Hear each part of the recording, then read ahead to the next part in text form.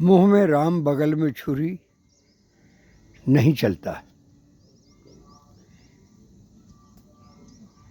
हमारे प्रधानमंत्री जी मोदी जी बहुत भाषण देने में तो कोई उनका मुकाबला ही नहीं कर सकता,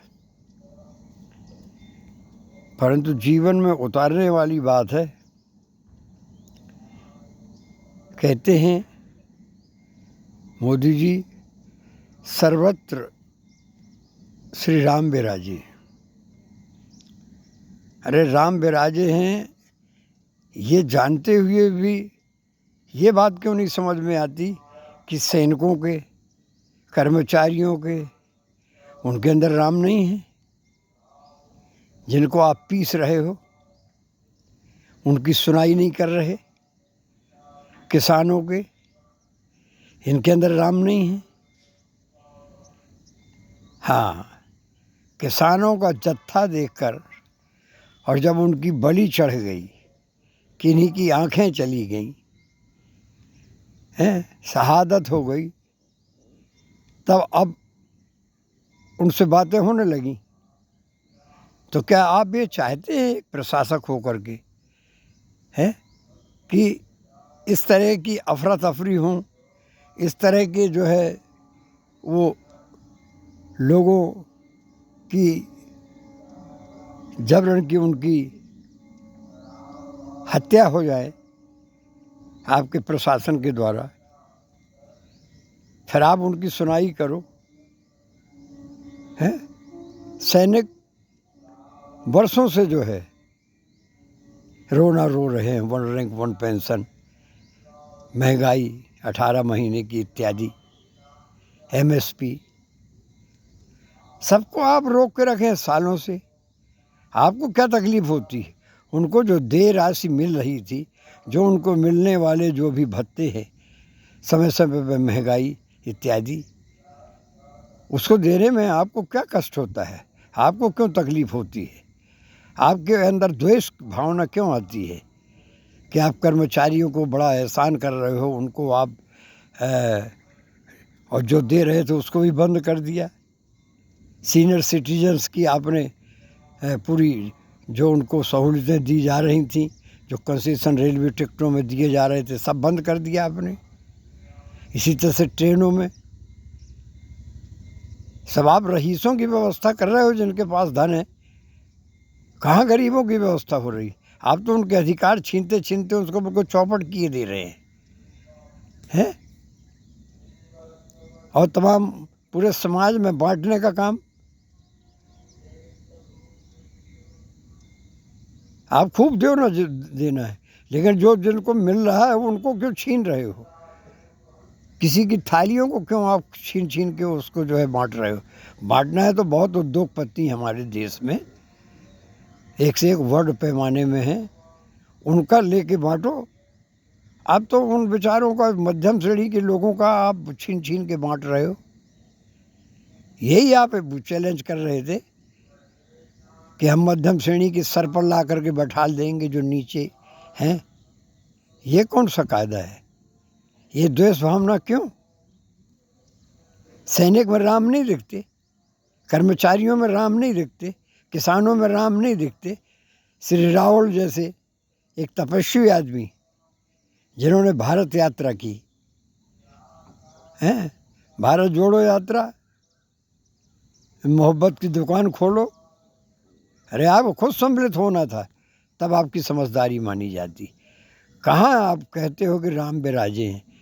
यदि आप ये समझते होते तो आप राम के पीछे नहीं लग जाते। आप क्या समझेंगे कि राम विराजे हैं सबके अंदर? जो आपके ज़्यादा चाहते हैं केवल वे ही जो है उन्हीं के अंदर राम विराजे हैं, तमाम बड़े बड़े उद्योगपतियों के हैं।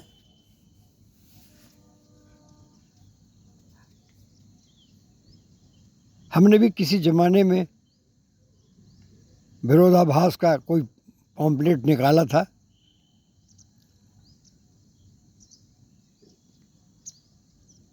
कि उद्योगपतियों सावधान, ये मत भूलो कि एक न एक दिन तुम्हें ज़मीन पर तो आना ही होगा।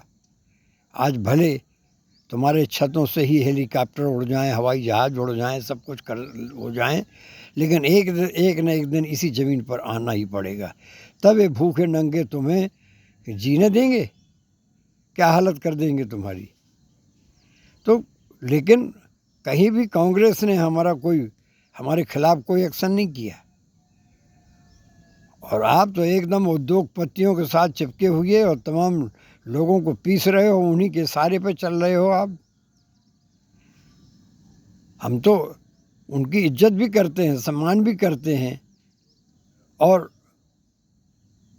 उनके अंदर जो राम हैं उनसे प्रार्थना करते हैं कि वो समाज को ज़रा तरीके से विचार करके गहरा गंभीरता से और सबके साथ ऐसा वो करें कि लोग सब आनंद में रहें, सब भाईचारे से, उनके अंदर भाईचारा जागे, सब प्रेम और उनके अधिकारों को वंचित मत करो।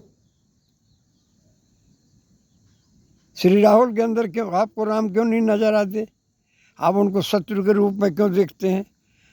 आप क्यों गद्दी पर बैठते ही प्रधानमंत्री की आपने ये बात की घोषणा किया कि मैं कांग्रेस को नेस्त नाबूद कर दूंगा? बस इसी नफरत की भावना में आपका पूरा समय जा रहा है, और इसलिए आप भले आज बनावटी बहुत सी बातें करते हैं, लेकिन वो कहीं ना कहीं आपके अंदर का तीखापन वो छुपता नहीं है। वो आपके कहीं ना कहीं वो कराह है, आपकी जो आहें हैं नफ़रत की, वो कहीं ना कहीं से झलक जाती हैं। हम तो एक नागरिक हैं। आप नहीं समझेंगे कि हम भी कभी सांसद का चुनाव और श्री राम राज परिषद भारत हरिश्चंद्र सम्राट स्वामी कृपाती जी महाराज के संगठित किया हुआ राम राज परिषद के से सांसद मैं प्रत्याशी रहा। लेकिन एक नागरिक ही आप समझो, एक नागरिक मैं समझता हूँ, एक नागरिक से बढ़ के तो कोई है ही नहीं। उन्हीं के टैक्सों से, उन्हीं नागरिकों के टैक्सों से ही तो आप सब जो है खूब मज़ा मौज आनंद से सूट बूट पहन रहे हैं और संसार में तहलका भी मचा रहे हैं, और फिर उन्हीं को आप दबा रहे हो। यदि आपके अंदर वास्तव में आप राम को समझते हो और राम, तो आप ये समझिए कि आप ये समझो कि सर्वत्र वास्तव में ही राम है। कौन है जिसके अंदर राम ना हो? हैं ये है कि जन्म जन्मांतरों के कर्मों के अनुसार ही आदमी जो है कुछ चलन करता है, कहीं कोई गलती भी करता है, उसको भी क्षमा करना पड़ता है। इसलिए भगवान ने क्षमा देवी को सबसे बड़ा स्थान दिया था। लक्ष्मी जी से भी ज़्यादा स्थान भगवान ने किसको दिया? किसको दिया? क्षमा देवी को। अरे संसार में कहीं कोई अब लालू यादव भी कोई मामूली व्यक्तित्व थे। लालू यादव के समय पर उन्होंने गरीबों के लिए कैसे कैसे मिट्टी के बर्तनों में, कूल्हड़ में उनमें मिलते थे चाय वगैरह ट्रेनों में, उनका गरीबों का पेट पलता था, कुम्हार भाइयों का पेट पलता था, हैं। और इस तरीके से जो है, और ट्रेनों का टाइम केवल मोदी जी की रेल मंत्री के काल में जो ट्रेनों का टाइम बिल्कुल फिक्स टाइम पर ट्रेनें पहुंचती थी, पूरा कंट्रोल कर दिया था। इस तरीके से उन्होंने सुधार किया था। अब आप बिल्कुल किसी को कचरा बना देना चाहते हो, किसी को बिल्कुल बर्बाद कर देना चाहते हो अपनी शक्तियों को नाजायज उपयोग करते हुए, तो ये कोई कायदे की बात है?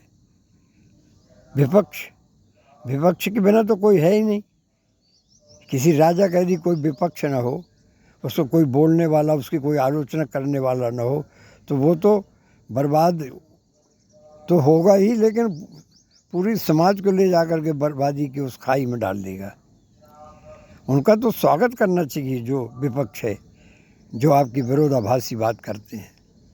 इस तरह से राजपाट, देखिए गडकरी जी भी हैं, कितने ऊंचे विचार हैं उनके, कितने शुद्ध और प्रेम भरे विचार हैं और सत्य बातें हैं।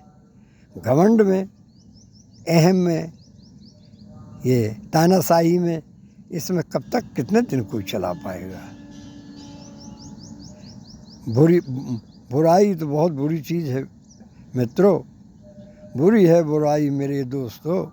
बुरा मत सुनो, बुरा मत कहो, और बुरा मत सुनो, और बुरा मत देखो, और बुरा मत कहो।